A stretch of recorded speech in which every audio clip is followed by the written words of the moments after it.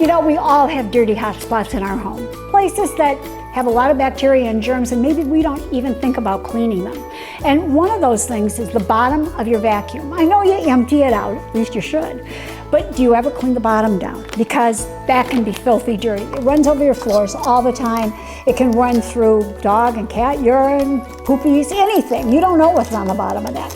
If it has a beater bar like this has, make sure you're wiping that down too. If you have a big vacuum, make sure you're doing that.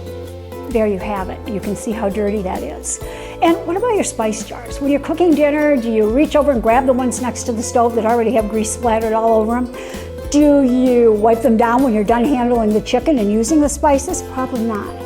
So we need to disinfect those about once a month. And I do, you know, the ones I don't use very often, I don't do every month, but the ones I use a lot, I do.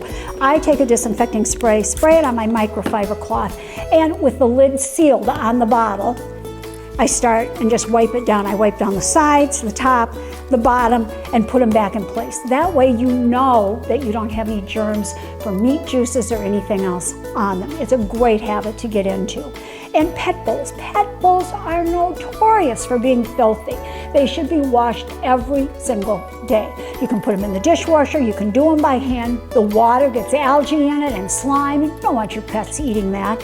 And if you're feeding moist food, make sure you take a spray of non-stick cooking spray and put it in that dish, because that will keep the moist food from sticking, and you can clean it out quickly and easily. And last but not least, those of you who are using your own bags for your groceries, when was the last time you washed those? I bet it's been a while.